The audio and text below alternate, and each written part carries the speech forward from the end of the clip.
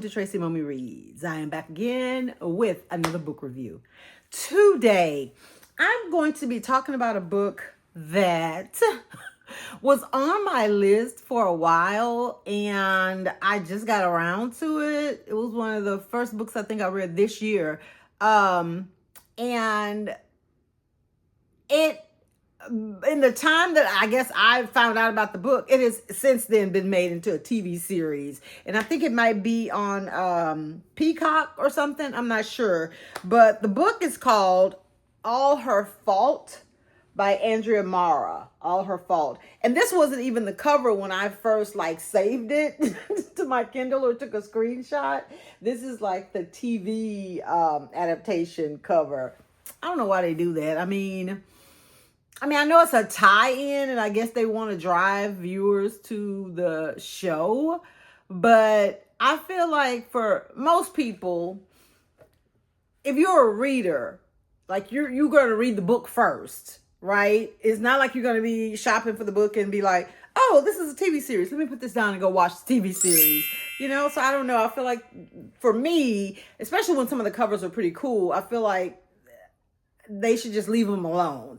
You have a poster or a screenshot or whatever it's called on streaming services that show this same image. I don't know that it needs to be on the book. But anyway, that's not what we're here to talk about.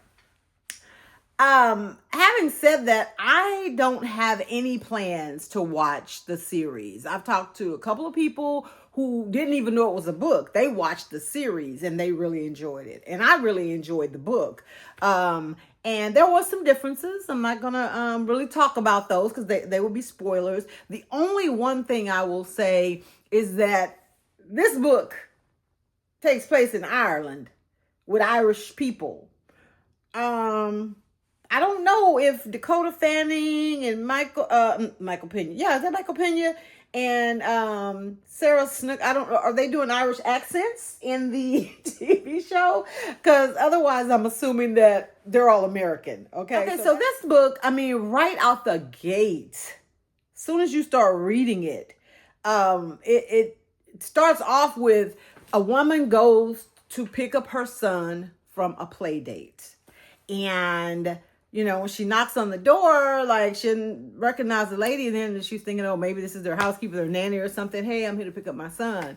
And the lady is looking at her like she's crazy. I don't have your son. What are you talking about? And you wonder how we got here, right? Because that was my first thought. We're talking about elementary school kids, elementary age. And I don't know about you, but I have kids. And even now, I'm still okay, well, call me when you get there. What time are you going to be back? Or where are you going? And they're practically adults, right? Well, one of them is a full-fledged adult. But when they were smaller, no, I need to see the parent. I need to make sure that everybody's just so quick to just text and confirm everything that way. And that's pretty much what happened. She got a text from who she thought was a parent in her son's class saying, hey, can he come over for a play date? My son would love to have him over after school. I can pick him up, bring him to the house. And when you get off from work, just come get him, girl. And she texted, okay. And it turns out it wasn't the person and that wasn't the house. Okay, so yeah, that's how this story starts off. A kid is missing, and I can't even imagine going to knock on somebody's door feeling oh, this is my son is here. And in your mind, especially as a mother, you've already planned the rest of the night. Okay, I'm gonna go pick this boy up. We're gonna go grab something from the grocery store. I'm gonna go home and make dinner real quick. He's gonna do his homework, then we're gonna do this, and then it's bedtime and bath or whatever. And now it's your kid is gone and your whole world literally stops. And so the police obviously get involved, and there's a lot of speculation that maybe it's the nanny, because these people have money, they're well off and they all have nannies. So anyway, at that particular school, the majority of the kids are picked up by their childminders or their nannies or their au pairs or whoever. The parents don't really come and pick them up. So when they, get to her nanny, because she is a nanny for her child, the nanny's like, she was supposed to be off that day. So she didn't even go in like to work or to go pick this kid up. And then they asked the teacher at the school, and he's like, I remember him leaving with a nanny. That's all who comes or whatever. So turns out the nanny that he saw was the nanny of the woman who she thought had texted her. So then it gets really convoluted, because this woman, she has her kid, and she's like, I never texted you about a play date, though. He's not here. There was no plans to do that. So early on, it becomes very apparent that her nanny had something to do with this little boy's disappearance. Right? Then the investigation ramps up, because now, not only do you have this distraught mother who, where's my child? You have this other mother who feels, like she could be partly responsible, because did she even know the woman that she hired? And, she was looking after her son. But why did she take that lady's son? If she just was trying to kidnap a kid, it would have been easier to take the child that she already had been entrusted with. So the plot thickens, and you start learning all this stuff, and there's family members and other people that you're kind of like, thinking, okay, they had something to do with it. No, they had something to do with it. And then when you learn, number one, why that particular boy and why that nanny, and how someone very close to the little boy, like how they were connected and why things went the way that was crazy. That was a really good twist.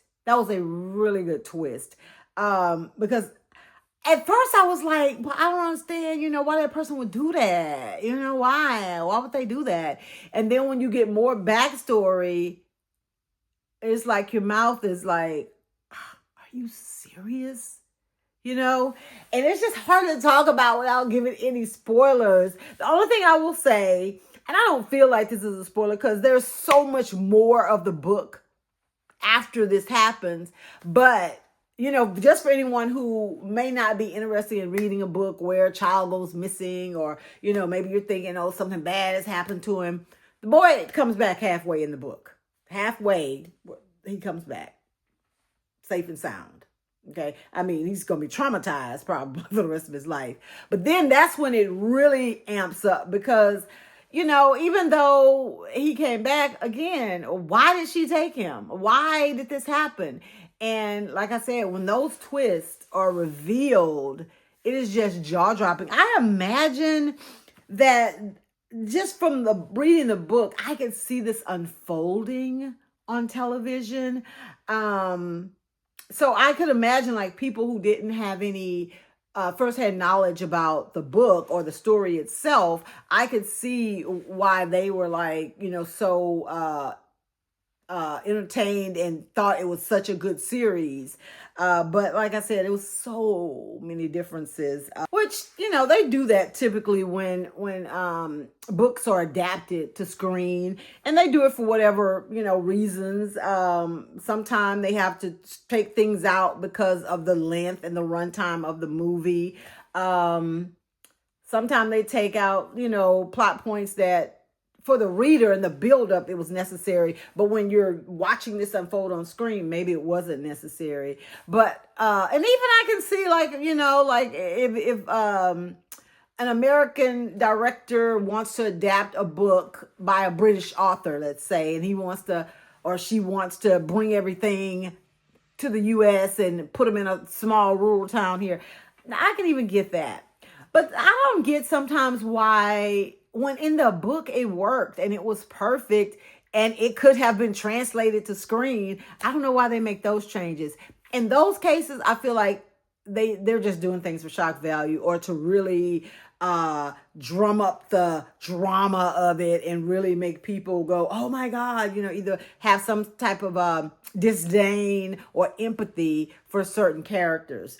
And that's what it sounds like happened with the adaptation. Like there was some changes to a couple of characters who that's not, who they were or whatever. But anyway, it was such a great read. And if you're somebody who, like, because I do that with certain books, like if I read a book, and most of the time when I read books and they have become adapted for television or they become a movie, I legitimately did not know that that was even in the works. And I read the book so long ago that I'm just really curious as to how they made that work. And then I may go watch it to refresh my memory because it's been so long, since I read the book. But oftentimes, if it's like a newer release, I'm either going to read the book or watch the movie. I'm not going to do both,